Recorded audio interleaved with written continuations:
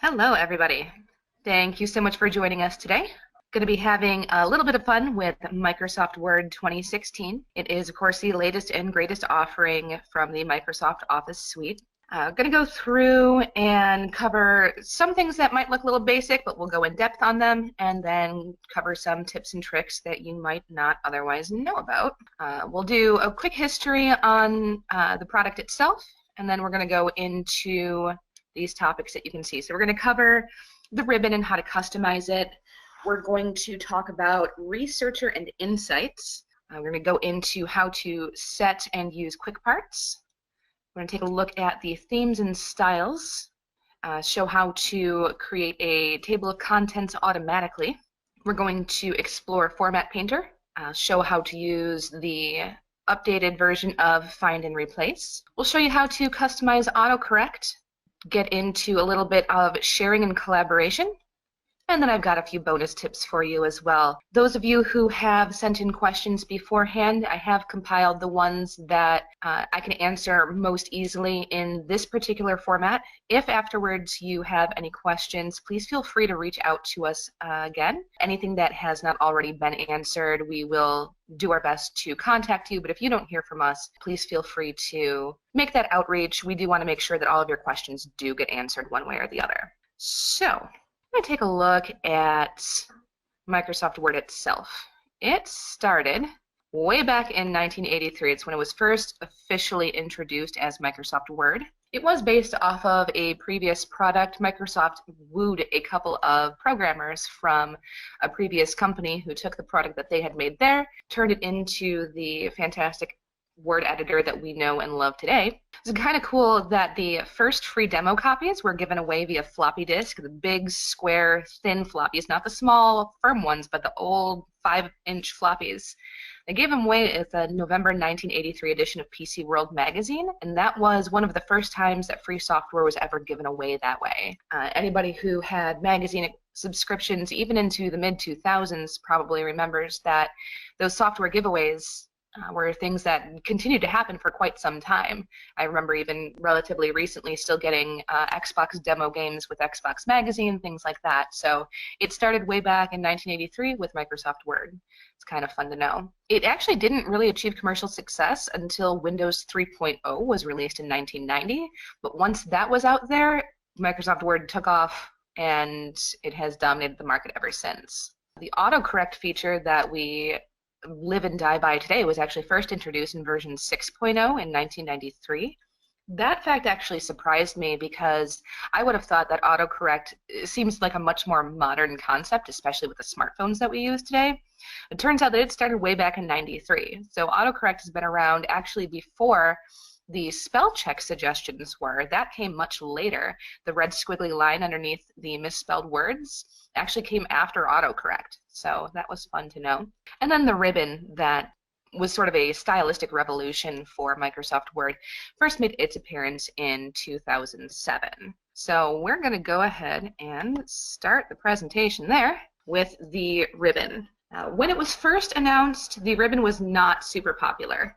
People didn't like the change. They weren't used to the way that it's presented. Everyone's used to the standard menu options that we have along the top here, but this ribbon with all of these icons and options here, people were afraid that it was too cluttered or too messy or it was overwhelming. But as the product got more feedback and as we've used it throughout time, it has gotten a lot more refined and it is a lot more customizable. So some of the cool things about this is that anything that you want to have in your ribbon, you can set to have in your ribbon. Features that you use frequently, if you right-click on them, you can add them to a custom quick access toolbar that would be shown below the ribbon. So you can have any of your favorite features saved up here as well. So if there turns out to be something that you just use all the time, you can set it so that all of your favorite features are in this quick access toolbar. Within the ribbon itself, a lot of the features that are available are customizable as well. So when you get into things like styles, you can modify the styles that are there by right-clicking on it. A lot of options have other options, other sub options beneath them if you right click on them as well. Otherwise, you can just add it to the ribbon, customize the ribbon, collapse the ribbon if you just don't want to look at it anymore, or if you need a bigger screen to see, you can open and close it with the either the view tab or the view menu, or you can use the buttons that pop up as well. Going back over here to the Home tab, you can see that a lot of the overview in the ribbon is very well organized. If you think about it in the way of, what am I looking for? I want to add a shape. I want to add an element. Most of those items are going to be in Insert, along with formatting options under Draw, like if you're doing individual shapes that you're going to freehand. Design is where you're going to find your themes and how to edit those. So this is all very well organized, and you can tell that they've taken a lot of input from the actual users as to how to structure this so that it is very, very intuitive. You shouldn't have to hunt too hard anymore in the ribbon to find the item that you are looking for. Even using it very often, every once in a while, I'll think of something that, I'd like to add this element, wonder where to find it. I take a guess, and it's usually right in front of my face. So it's very, very well designed. And with every edition that Microsoft does release, it is a little bit more polished. The nice thing about it, though, is if you have upgraded to the 2016 version and maybe you really like the way that something was set up in the 2010 version, you can go through and you can customize customize the ribbon and set anything that you want. So if there's an item that's missing, feel free to go through this list and add it. It populates the most popular commands to start. You can also look at all commands that are not in the ribbon. This is my favorite way to find something. If I'm looking and I don't see it, I'll choose the option for commands not in the ribbon, and it is all alphabetical. So it's very, very easy to navigate. Just take your best guess for how to phrase what you're looking for. Since I'm talking about how to phrase things, I do want to touch on one of the biggest changes for the more recent version of Microsoft Word. And this is something that is an element that is available across all of the Microsoft Office suite, is instead of search, there's the tell me what you want to do feature.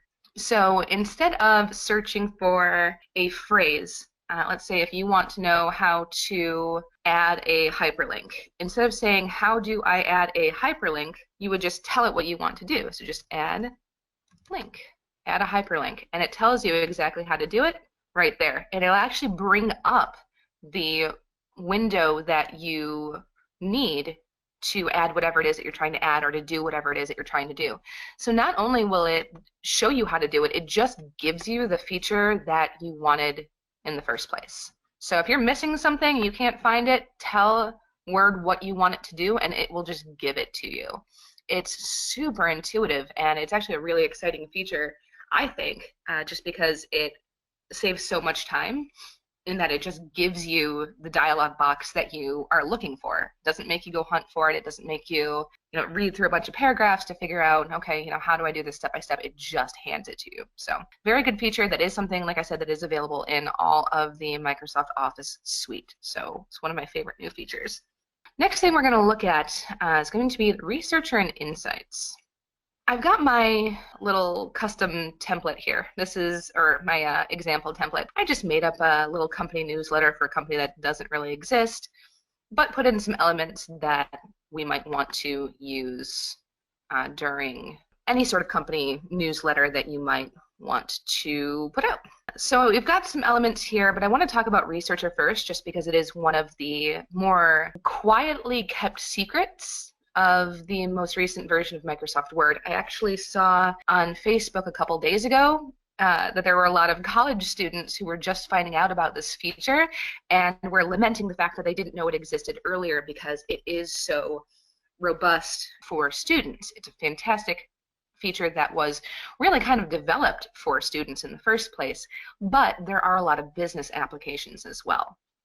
So for instance, in this mock newsletter that I have, I've decided that maybe something that we might want to put in a newsletter, something that might, if you are an IT company or some sort of information sciences company, that maybe a history lesson on some element of technology would be something that you would want to share in a friendly newsletter. That seems like the kind of content that maybe readers would be interested in. So in this hypothetical company, they're going to want to do a little history lesson about Windows 3.0. So a couple of options that we have here. If I highlight this and right-click, option here in the drop-down menu for Smart Lookup. So if I search this for Smart Lookup, it is a feature that you do have to enable. The first time that you try and use this feature, it's going to ask for some settings. It's going to ask for you to enable the information. Once you do it, it does load pretty quickly. It is a nice, robust feature. So what it's done is in this sidebar, it's done a search. Of course, it is a Microsoft product, so it does use Bing. If you're not a fan of the Bing search engine, maybe this will give you a reason to like it a little bit more. It does pull up very, very clean results within the Word software itself. So these results are very easily digestible. I haven't seen it pull anything that is inappropriate, so it seems like a fairly safe feature to use as well. They've coded it quite nicely so that it is easy to use for multiple applications, including for students. So this has given me a couple of Wikipedia results. It's also given me some image results and then some general web results. So if I click on one of these, I can see it's opening in Microsoft Edge browser by default. That's just the default browser that I have set with my computer. Of course, it is running Windows 10, so I'm just kind of left it to do its own thing because it is very clean and very user-friendly. If you like a different browser, feel free to use it, but you may not get the same exact results as you would if you left everything native to the Microsoft product. So this just goes ahead and brings up the Wikipedia page on what we're looking at. This is good for, say you're making reference to something and you just can't quite remember the details. Maybe you can't remember exactly what something was called. You can use that Smart Lookup feature to do a quick web search right within Word itself. It'll launch that external window, but all of that info is there for you. So that's if you just need to take a quick peek at something. Now I'm going to come up here though to the References tab, and I'm going to look at this feature here called Researcher. As the menu, the additional information populates, you can see it describes the feature as let us help you find quotes, citable sources, and images. Right next to it, you can see this info here about citations, managed sources, the style, the bibliography. So if you are someone who has spent any time in academia whatsoever, I'm sure you have had to cite your sources on a paper or research paper at some point. So this automatically comes with all of the most popular citation styles, and it formats it automatically for you and then gives you the ability to go and edit things afterwards. Not only do you have the ability to edit it, it stays as a live feature within Word unless you specify otherwise. So if you are digitally submitting papers as a student, you have the option to keep that information in there. The professor or whoever is taking a look at the paper or a teammate or what have you has the option to view the citation within Word itself as opposed to having to include a bunch of extraneous text as well. So this could also be useful for business if you have people doing research within the company as well, whether that is market research or studying some other aspect of a product or the business itself. So this isn't just for students. This is something that you can use well beyond school days. But we'll go back over to Researcher itself, and if you click on it, it gives you this search bar. So the history lesson that we want to give is on Windows 3.0. And it works just like a normal search engine. Gives you these results here. Gives you a couple different options here where you can search for everything. You can search for books. So if you specifically need references that are not websites, something that is more geared towards students but does have business applications as well, if you've got an assignment where they have said, you can't use a website, you have to use hard copy sources, this will give you information on those hard copy sources. Otherwise, for the most part, for this application, for business application, the website search is going to be what you're really going to be looking for. So you can scroll on through here and see all of this information on Windows 3.0. So you can go ahead and click on one and see what information is in that particular option. If you don't like that one, you can go back, take a look at some of the others. Maybe you want to refine it a little bit more. Let's call it History, Windows 3.0 History. Let's see. Let's go with this article here, where Microsoft 3.0 was 20 years old today. No, I just don't like that one either. I actually had, when I was demoing this earlier, I had found a result that I thought was perfect for this, and now I wish that I had kept tabs on it. Let's see. Okay, so this will do. We'll start here. So let's say that we're wanting to share a little bit of information about Windows 3.0, and I like this first paragraph here. So what I'm going to do is I'm going to highlight this, and let's see. You can drag and drop directly from this window here, or you can open it up in Reading View and see all of the information that's actually on the web page. And you can do the same thing here with selecting it. That's the same paragraph. Let's come down and find some new information. So if you highlight this, once you're in Reading View, a pop-up comes up right away that says Add and Cite. So you click on Add and Cite. It's going to add the content into your document. And if you come up to your citations, you can change which citation is in here. Now this is giving the citation in line in the paragraph, so it's right here. And this is the feature that I was mentioning. It gives you this drop down where you can edit the citation, you can edit the source. If you click Edit Source, it'll give you these customization options as well. It shows you the URL where it came from, the name of the website, the name of the web page, and the author. So you're going to see this is a really, really robust way to include information from external sources that you are citing, so you're giving credit to the original source, and having that information directly in your paper or your newsletter or whatever document it is that you are working on.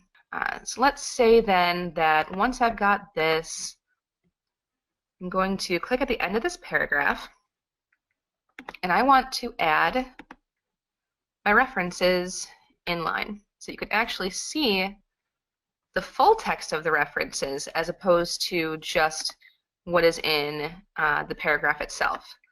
This is something that, especially if you're doing research of any kind, you are going to want references, a list of references in there so that people know that it's not research that you did yourself, it's information that you have sourced elsewhere. These this now shows you the two websites that I've looked at, the two sources for the information. So once you're done with that, you can go ahead and close that pane. If you need to go back into it, go back to Researcher, and you can even see my research. You do have to log in to your either your Outlook account or your Microsoft account to be able to view saved research, but once you do log in, you do have the option to bookmark research that you have used before. So that is extra handy, especially if you have sources that you really love, that you want to use often. And again, from a business standpoint, you may not need to necessarily do a whole bibliography or references, but say there's a source for jokes, or there's a source for tech tips that you really like, or there's a source for recipes that you like to share. Keeping those things bookmarked as well makes it very, very easy to add content directly to your newsletter.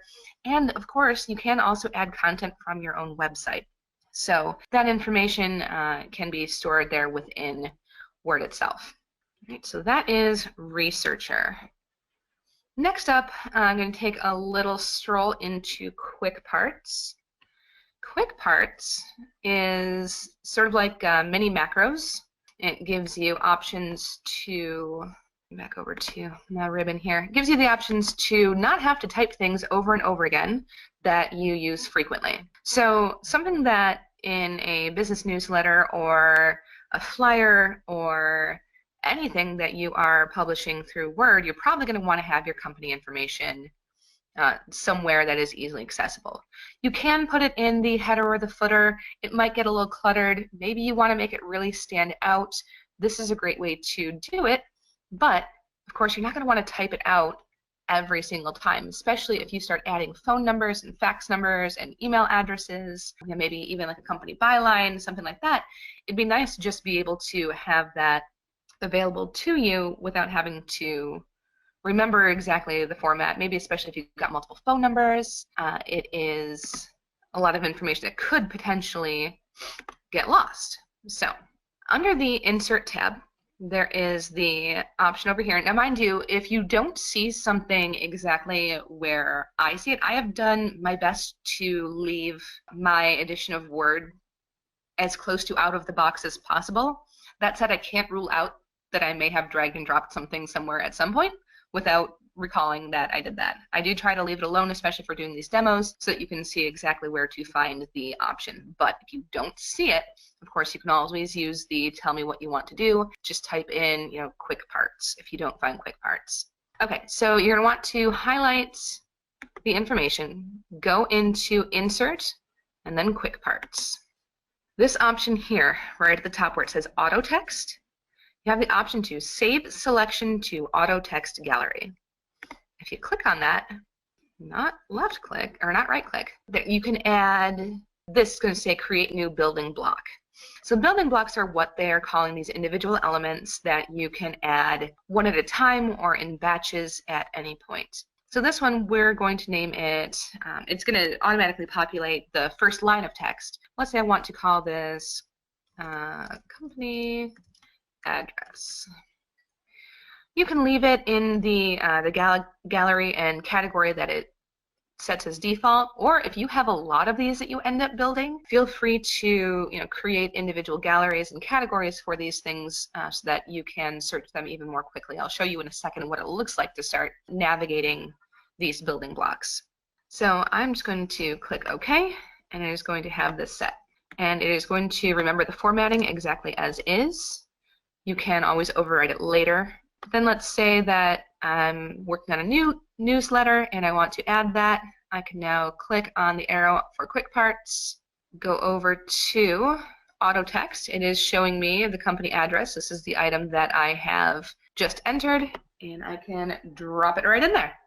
And it gives me exactly what I entered before. Now, I did mention the building block. So that individual element is called a building block. That's what it's referred to. It's what Word has named it. So let's say that the company moves and you go to a new office, you open a new office, maybe you want to edit that. It is very nice that it sorts these automatically by the gallery, so it is alphabetically auto text comes up first. You can of course always sort it any other way that you like, but leaving it as sorted alphabetically by gallery gives you all of the auto text options that you have entered up at the top. So once you get here, you can edit the properties of it, which is that same context that was there before. If you don't want it anymore, you can delete it. So let's say that we never want to see that again. Go ahead and make it go away. I can delete that building block. So you can go through and customize these other ones that are in here as well. This is, for the most part, things that are more easily accessed elsewhere. That said, if you do ever want to change any of the elements in here, or if there are just some that you absolutely hate, you can make them go away. You don't have to deal with features that you don't want. I love that Word gives you the option to not just customize what you see, but customize what you don't see. So I do appreciate that kind of flexibility and the ability to really take control over the software that you are using. All right, next up we're going to get into the real fun. We're going to start talking about themes and styles. Of course, every company knows that branding is a huge part of who you are as a company, how you are forward-facing to your clients and the public in general. It sets the tone for pretty much everything that you do. So of course you're going to want your newsletters or your documents or whatever it is that you are creating in Word to reflect your company branding. Now, I didn't take the time to go through and create a fake logo for my ABC company, but you can add logos in just about anywhere that you want. You can add them in your footer, or I'm sorry, you can add them in your header if you prefer it that way, or you can just insert it as a graphic here. But when we go to design, the design tab is going to let you pick an overall theme that sets the tone for your document. So if you want something that is a little bit more contemporary, you can choose one of these styles that has a more casual contemporary font, and this sets all of the elements for the entire document. This is going to set your font, the font colors, the font sizes, the different heading options. So this is one big package of all of the features. Once you find one that you like, then you can go through and change the color scheme here for, again, the entire document. You can pick one of the ones that comes already pre-populated by Microsoft, or if you don't see one that you like, you can customize the colors yourself. So in this customization option, it even gives you a nice little preview of what your page is going to look like. It gives you options for a dark theme, options for a light theme, so you can see how it might look, especially if you are doing a larger, more comprehensive document, especially if you're working on something that is going to be going to print and you want it to be a full color print as opposed to just a casual newsletter. You have the option to see how all of those elements are going to look and customize them so that you have all of the options in a complete and robust theme as opposed to editing them piecemeal, starting from a blank document like I have here. So this is a great way to get started with the overall look and feel of your website. And if you use this the expander there, you can also see more of the options, and it does give you a real-time preview as well. So let's go ahead and pick one that looks a little more like a newsletter. I don't even know that I'm finding one that I love. So I guess we're just going to use one. We're going to pick this. All right, so these are themes, and again, you can edit them to your heart's content. You can change the paragraph spacing, you can add watermark, you can add page borders, all here, and anything that you edit in themes will affect the entire document. Now, if you want to make smaller changes to individual blocks, or if you just want to make a little bit more tweaking and customization, can come into styles. So now that I've got this overall newsletter and I've got my themes set up, I can start applying the elements of the theme via styles. So this line here, if I triple click, of course it highlights the entire item there. I can choose that I want this to be my title. Now, even though I don't necessarily love the fact that the font is as big as it is, setting the style element makes it referential to other elements within Word itself. Namely, the next thing that we're going to go over is going to be the table of contents. So it's important that if you want to automatically take advantage of some of the features that Word offers you as far as how the different pieces of this document will play together with other pieces, it's important to go ahead and use the styles and assign them correctly. So I am going to let it do that. So this is going to be my title. But I can right click on it and modify. All right, so this font I like. The color black is good, but I don't need that font to be quite so big. So I'm going to bring this down to, let's see, let's just make it a little bit, right about there I think is good. And click OK. I'm going to make the executive decision that I want that on a second line. Okay, so now that kind of stands out as the title. Next thing, now that I've got these, the overall title set, I'm going to want to start defining the different sections. So this introduction I'm going to set as heading 1. And then within the introduction, I'm going to also include what's new as a subheading. So you can see that the heading 1 in this particular theme sets all caps, and this visual indicator over here, this little green bar, that is a style element that is within the theme that I'm currently using. If you don't like that particular element there, of course, that would be something that you'd want to go back into the theme, maybe select something different, or edit the theme so that that graphic element is not added automatically. And then the subheadings, or the heading level 2, increases the size of the font, changes the font face, and but it's not all caps. So you can see there's a little bit of visual differentiation there. And then employee spotlight, I am going to make it's, let's make that its own section, and then our history lesson can also be its own area. And you can also see that this references section here that came up is the level 1 heading in and of itself. For now, just for the purposes of the demonstration I'm doing, I'm actually going to remove this entire element, just because sometimes the elements like to hang out. Okay, that's better. It's still showing that it's there. All right, but it's visually not there. This is fine. Good enough for now. All right, and then how are we doing at the end? We're going to go ahead and set that as a level 1 heading as well. All right, so now that we've got all of these headings, the subheadings, and the title set, all right, what was the point of all of this? The next thing that I'm going to want to talk about is table of contents. Table of contents is especially going to be useful when you are doing longer and more comprehensive documents, especially if you're doing training documents or any sort of brochure that covers a catalog of your product or your services. So I'm going to come in here and decide where I want my table of contents to start. I'm going to want it on page 1. I can put it after the introduction if I want, but I'm thinking that for these purposes, I'm going to put it right here after the title.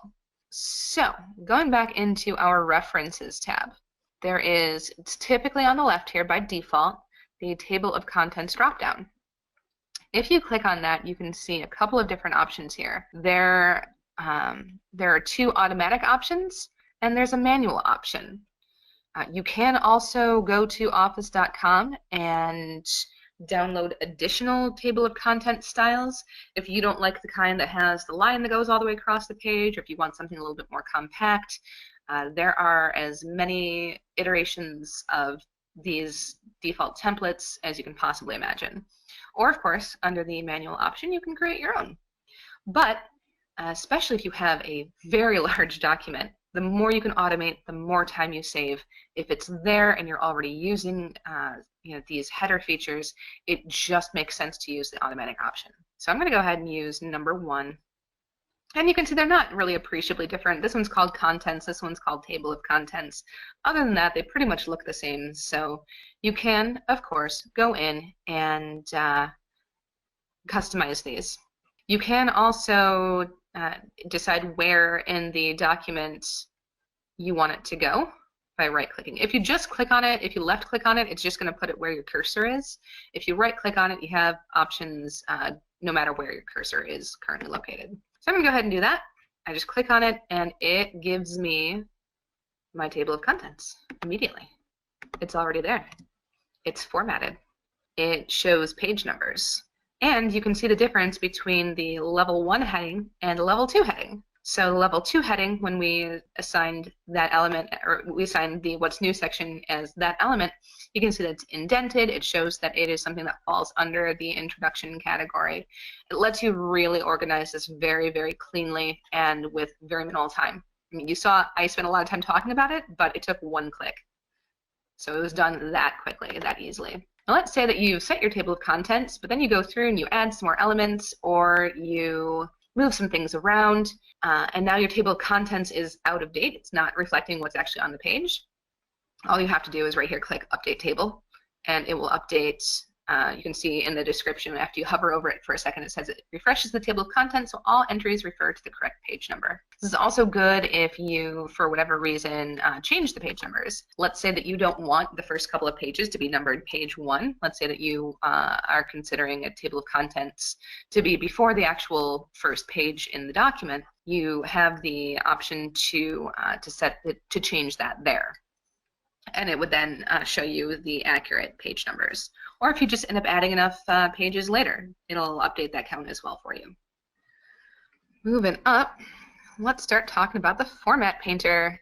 I love the Format Painter. Format Painter makes it so that you can set an element, make a ton of tweaks to it, and not have to remember all of the steps that you took to customize a specific element. So let's say over here on our last page, I've got this, the address right here, and I want to make that stand out a little bit. So maybe what I'm going to do is I'm going to come up here and draw a shape. I like a nice rounded rectangle. Why not? Let's insert a rounded rectangle. And I'm going to draw it right around this area here. Now, when that happens, one question that I did get in the registration was, how do I make it so that text shows over an image? When you add an image or an element, it gives you this drawing tools menu that pops up. If you click on Format, you have the option over here to send the element backward. And not only can you layer it behind or in front of other elements, it recognizes that there's text there. And you can click Send Behind Text, and it automatically puts the text over the element that you just assigned. So you don't have to necessarily worry about drawing a text box. You don't have to worry about a bunch of other settings. You can just bring the text forward over the element. Then you can go ahead and make any changes that you want to this, however you want it to go. All right, so let's say, so I've got this, and I don't necessarily like that particular color. So I'm going to go over back to my drawing tools format options. And this little expander here will give you some other options. You can also see here that, let's say you wanted another element layered behind that. You can also do just the outline transparent, or the outline of the shape with the background transparent. Or you can make the color in the element semi-transparent, so it kind of colors what's over the image, but it doesn't block it out completely. So lots of options. Again, it's all in this Drawing Tools tab that comes out. So I'm going to go ahead and pick this one. I feel like that's already kind of the color scheme that we have going on here. Let's say I want the border to stand out a lot more. So I'm going to come in here. And I'm going to change the shape outline. I want the shape outline to be darker, and I want the shape outline to be bigger. Let's set it there. Okay. Let's say I like this. This is good. I like the shape. I like the color. I like what I'm seeing here. Let's say that maybe because I've got an element up here that I really like, let's say maybe this history lesson. Maybe I want this history lesson portion to also have a little bit of standout. So I'm going to go ahead and use my shape tool again, and I'm going to draw a rectangle right here to make this history lesson spot pop a little bit more. And I'm going to send that behind the text as well. Now that I've got this rectangle, but I go, oh shoot, I don't know what colors I picked. I don't know, what weight did I set for that border again? I don't have to worry about it. Come up here under Home. Make sure that you have the shape itself selected, not the text. If you wanted to select the text, if you wanted to take the formatting of the font that you're using, the color, the size, you can use this.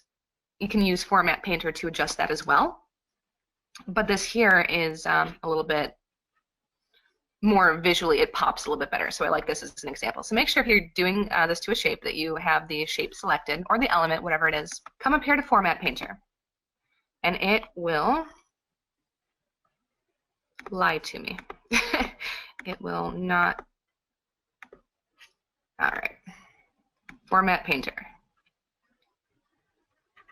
All right, so now you can see how next to my arrow there's a little paintbrush. So with that paintbrush, I could select, if this was text, I could select an item of text. All right, Format Painter, I want to paint that. I click on the element, and now it matches. So I've clicked on the rectangle, and now the rectangle has the same color, it has the same border as did my my little business card quasi footer that I added down below. That is how Format Painter works. You can use that for text. You can use it for even photographs. If you've done some editing in line with a photograph, you can apply the format to another photograph that you load so that everything has a nice cohesive look and feel to it. All right, and go on to Find and Replace 2.0. This is kind of fun. I like that this element exists. Find and Replace has kind of always been there, but it's gotten more useful. So we all know that if there are, let's say that you've got a document about your CEO and his name is Alexander, but now he wants to be called Alex. You can go through the entire document. You can find and replace the name Alexander and change it to Alex. Pretty much everybody knows that is a thing that you can do. But when you use the new version of Find and Replace, you can also find and replace formatting. So you can see in here I've used the italics option to add some weight to some elements. But let's say that I don't really think that it's giving enough weight, but I don't want to go through and find every single one that I've assigned that format to. What I can do is in the Replace tab, can come down here and find things that are in a specific font. I can find things that are in a specific style. You can find elements that are in a specific size. You can even find color. You can search the entire document for different formatting options and then replace them quickly. So, and then if you go over to replace, you can replace it with, again, click on format, and I'm doing font, but you can also see there's a ton of other options that we can get into and play with. Let's say that I want everything that's italic right now, I also want it to be bold. I want it to be in, let's see, we're using this teal, so let's do this teal color here. And I could even change the font if I really wanted to, but we're not gonna go too crazy. So I'm gonna do this, click Find Next, which is the same way that's always gone. It gives me something that's in italics, and I can hit Replace. You can see it makes it bold, and it changes the color. If I know for sure that I want to do it to everything, I can do it to Replace All. It tells you how many replacements it has made. So this has gotten so much more useful than it ever has been before, especially if you're changing company branding, especially if you have an older document that needs some updating. You can now do the search and replace for all kinds of different elements where you can change the color, you can change the font, you can change the look and feel without having to go through and manually find all of those pieces. So super exciting, and as you can see, there are even more menu options down there. There are very few limits to what you can do with that now. I definitely encourage you to dig in and play around with that one. I could spend probably an hour just on that in and of itself. Autocorrect, how to make it work for you. One thing with autocorrect is that sometimes it corrects things you don't necessarily want it to be correcting. I know that it's become sort of a point of humor in this day and age that autocorrect can cause some communication troubles, if we're phrasing it delicately. Since autocorrect does exist within Microsoft Word, we want to make sure that, especially in a business context or in an academic context, as we spoke about a little bit before, that we're not getting caught in those pitfalls. So there are a couple of different ways that we can access the settings for autocorrect. Let's say I typoed this word, and it gives you the red squiggly line. Of course, you can right-click on it, and it'll give you the correct spelling.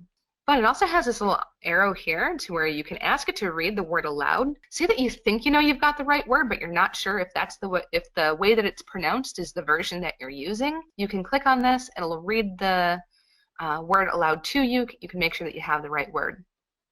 It also gives you a couple of synonyms there as well, so that if you also, it just gives you another visual cue whether or not you're using the word that you are intending to use. Now let's say that this was a proper name. You can, of course, add it to the dictionary. That's a feature that has existed for quite some time. If you never want it to give you that red squiggle again, you can add it to the dictionary, or you can just ignore it. So those aren't new, but I like to touch base on them. You can also add it to autocorrect.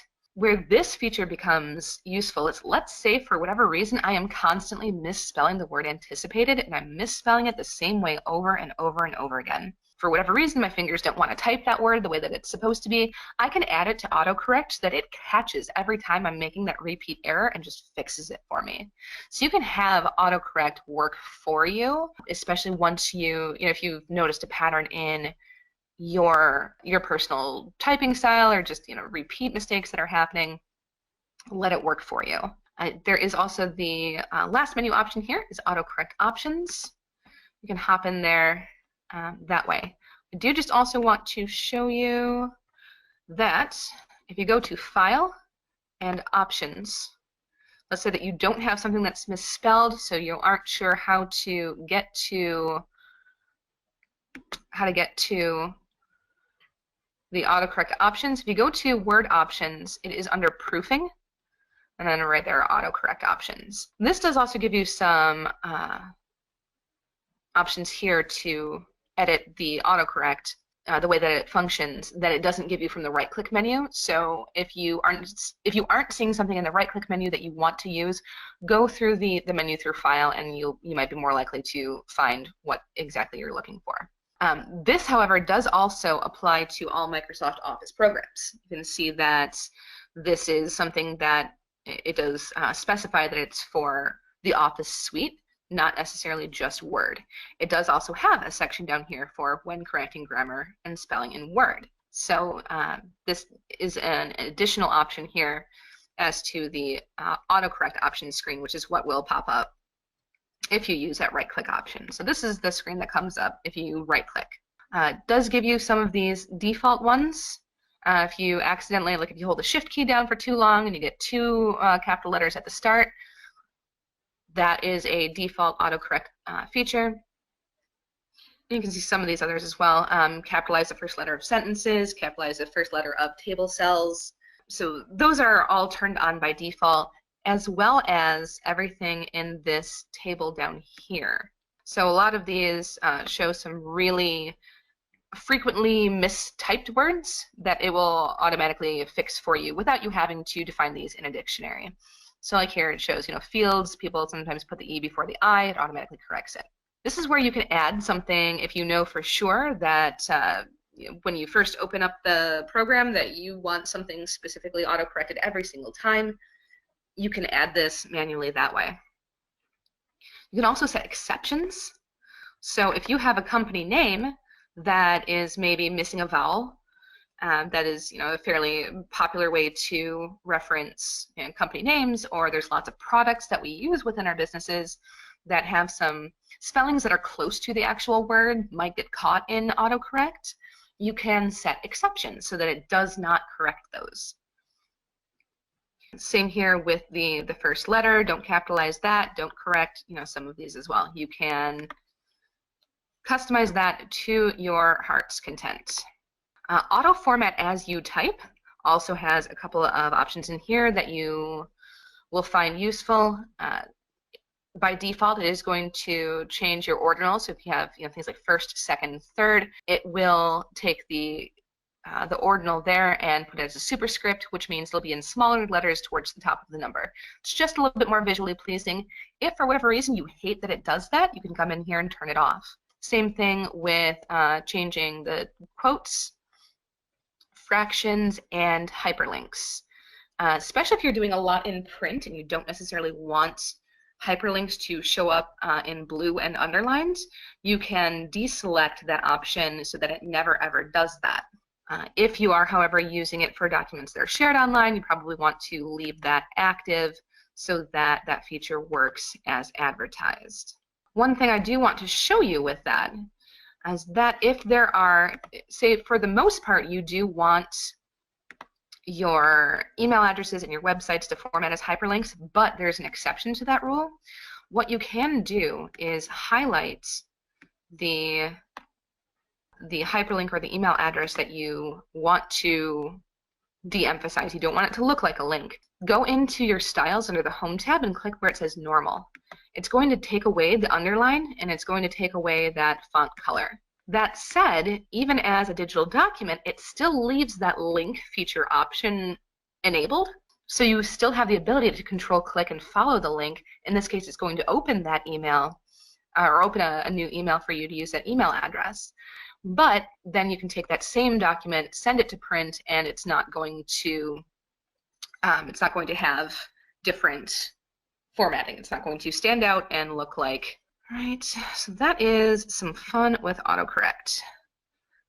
Going to sharing and collaboration.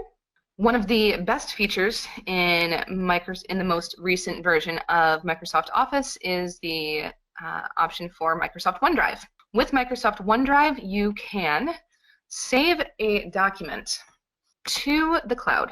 So if you go over to File, File is up here, you can save to OneDrive, or you can save it to your local computer.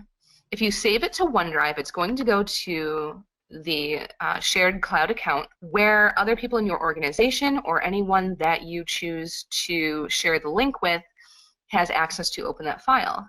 If they're also using the online version of Microsoft Word, if they have access to that, they have the ability to edit in real time alongside you. So now you have a collaborative element to the document that you're working on. So let's say that you have a teammate who is going to be handling that history lesson portion. They can handle that element while you are continuing to work on other portions of the document. So that the cloud feature has opened up a whole new world to being able to edit documents. You don't have to worry about most recent saved versions. You don't have to worry about transferring files back and forth and then maybe using an older version. Everything is in the cloud and everything is saved real time. So that is one of the best innovations in the most recent version of the Microsoft Office suite. Some bonus tips that we've got. There are some things that people really wanted me to go over. One thing that I want to touch on is going to be sections. The way that sections works in Microsoft Word is consider it as there's text within paragraphs, within sections within the document itself. So everything is kind of nesting. So each document is going to have sections by default. What a section is it is either a single page or a range of pages that all have the same formatting. Where this comes into play is if you want to start to break up the elements that you are having in your page. Let's say that you want this to be on a new page. Lots of people are familiar with the page break. However, there is a different way to do this that will allow you to edit some of the formatting for certain portions of the page without affecting the formatting of the others. So let's say that I want the employee spotlight to go on its own page, but I also want it to be formatted as a 2-column article. If I try to apply the columns feature to this section, it's going to, or this area right now, it's going to apply those 2 columns to the entire document. You don't want that. So what I'm going to do is I'm going to click here at the end of the area that I want to stay the same. So keep in mind that whenever you apply a section, it is for the elements moving forward. So it's for everything that comes afterwards. It's not going to touch what happened before. So I'm going to go into Layout. I'm going to click on Breaks. I'm going to come down here to Section Breaks. Now, I want this next page, or this next section to start on a new page. So I'm going to go ahead and click on Next Page. So just like a page break, it's going to drop it down to its own page. Now that I've done that, though, I don't want this history lesson and the rest of it to be to follow the formatting that I'm going to set for the employee spotlight. But I also don't want it to go to a new page. So what I can do here is come back into Breaks again and select Continuous. Again, keep in mind that my cursor is at the end of the element that I want to have the previous formatting, and it is before the element that I want to have its own formatting. So I'm going to click Continuous, And now there's a break there, but it is not going to a new page. So now I can take and edit this Employee Spotlight section. So within the Employee Spotlight section, if I want this to be in 2 columns, I can just come up here, hit columns and 2, and it puts that into 2 columns without affecting the rest of the page. So sections is a fantastic way to define individual formatting areas and keep it to edit that formatting without editing the formatting of the rest of the page. So I went to undo that, and just one thing I want to show you is even within that element, what I can do is ignore the header and select just the text and move that into 2 columns. So now I think it looks a little bit better that way. But if I wanted to add a picture of Sally, who is the employee that I'm handing the spotlight to, you can add that, in line with this as well. So that's kind of nice. One other thing that I want to do super quick. Oh, that did not. Why did you not follow? Oh, because those aren't linked together. That's why. Aha. Okay. Actually, that would be a good thing to go over as well. So this would be a great place because this the text moved down, but the image itself didn't. So maybe before this would be a great place, and after this element here would be another place to insert another break. So this one I'm just going to do just a page break because I don't need it to be special formatting. So now that goes down there. That can be on the last page. That's a nice element for the the closing page for this little workbook that we're doing. One other quick trick that I want to show you right now is how to do a line that you can type on. A lot of times when, let's say, you're filling out a form, you'll type name and then give a bunch of these underscores, and that's fine in print, but then if you wanted to type on it, you come and put my name, it moves the line itself. A different option for that is if you do 3 dashes and hit enter. Oops. There you go. All right, so do 3 dashes, you have to do it on a new line. So if you do 3 dashes and then hit enter, now you have this line you can type on, and the line stays where it is and it does not wrap around. So that is just something I see a lot, especially in documents where people want a form to be filled out, but they want you to email it back as opposed to printing it and giving it back. It's just a nice feature to know that it exists in there. It's kind of hiding. It doesn't really advertise itself, but it is there. Last thing I'm going to touch on is going to be mail merge. The #1 thing that people were requesting in this demo was mail merge.